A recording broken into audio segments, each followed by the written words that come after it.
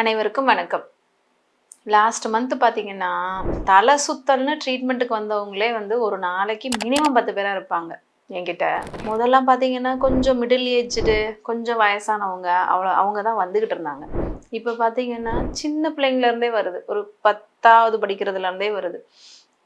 என்ன காரணம்? இவங்க எல்லாத்துக்கும் ஒரு காமன் ஃபேக்டர் ஐடென்டிஃபை பண்ணேன். அதை தான் உங்கள்கிட்ட இன்னைக்கு டிஸ்கஸ் பண்ணணும்னு நினைக்கிறேன். இதில் ஒரு வித்தியாசமாக ஒரு பேஷண்ட் கம்ப்ளைண்ட் சொன்னார். என்னென்னா, மேம் நான் நார்மலாக நடந்தால் எனக்கு தலை சுத்தல் இல்லை.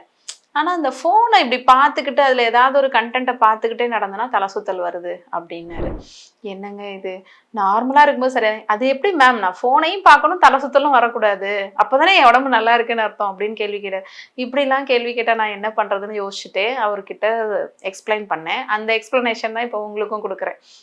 என்னன்னா, நம்மளோட தலை இந்த பக்கம் அசையுது, நம்ம குனிஞ்சு நிமிர்றோம். அதே மாதிரி நம்ம ஏதாவது ஒரு மூவிங் ஆப்ஜெக்ட் இப்படி பார்க்குறோம். சில பேர்லாம் பார்த்தீங்கன்னா, ட்ரெயினில் வெளியில் போகிறத பார்த்துட்டே போனீங்கன்னா அவங்க கண்ணு இப்படியே ஆடிட்டே இருக்கும், நிஸ்டாக்மஸ்னு சொல்லுவோம்.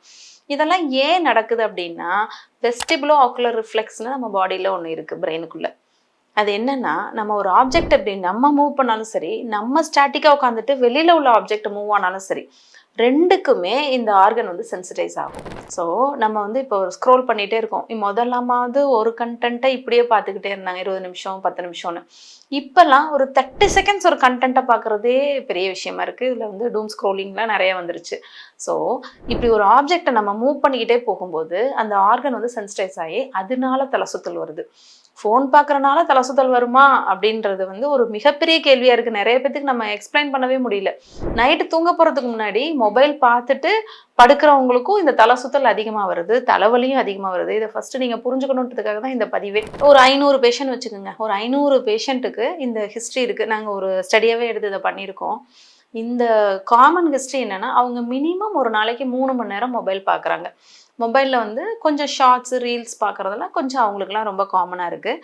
அதில் 50%க்கு மேலே நைட்டு தூங்குறப்ப கம்பல்சரி மொபைல் பார்த்துட்டு படுக்கிறாங்க.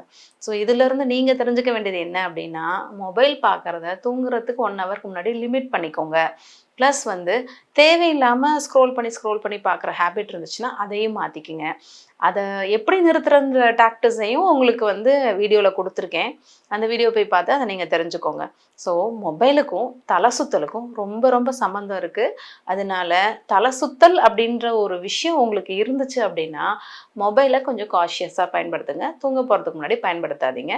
ப்ளஸ் இதுக்கான ஒரு எக்ஸசைஸ் இருக்குது, வெஸ்டிபுலர் ரீஹாபிலிட்டேஷன் சொல்லுவோம். அது நம்ம சேனலில் ஆல்ரெடி தலை சுற்றல் உள்ளவர்கள் செய்ய வேண்டிய பயிற்சிகள்னு போட்டிருக்கோம். அந்த பயிற்சிகளை போய் பார்த்து நீங்கள் பண்ணுங்கள். நிறைய பேஷண்ட்ஸ் மேடம் எனக்கு இந்த எக்ஸசைஸ் பண்ணி எனக்கு தலை சுற்றல் கம்ப்ளீட்டாக சரியாயிடுச்சு, ரொம்ப தேங்க்ஸ் அப்படின்லாம் சொல்லியிருக்காங்க. ஸோ தலை சுற்றல் உள்ளவங்க அந்த எக்ஸசைஸை போய் பார்த்து பண்ணுங்கள். அந்த மொபைல் யூஸ் பண்ணுறதையும் கொஞ்சம் கார்டடாக வச்சுக்கோங்க. இதையும் மீறி ஏதாவது டவுட் இருந்துச்சுன்னா கமெண்ட்ஸில் கேளுங்க. நன்றி, வணக்கம். நமது மூளை நரம்பியல் நிபுணர் டாக்டர் வேணி அவர்கள் எழுதிய தலைவலியே உன் முகவரி தான் என்ன, மூளை என்னும் மூலவர் பக்கவாதத்தையும் வெல்லலாம், நலவாழ்வு 40 நம் கைகளில் மற்றும் வலிப்பு நோய் அறிவோம் தெளிவோம். புத்தகம் தேவைப்படுபவர்கள் ராக்ஃபோர்ட் நரம்பியல் மையத்தை தொடர்பு கொண்டு பெற்றுக்கொள்ளலாம்.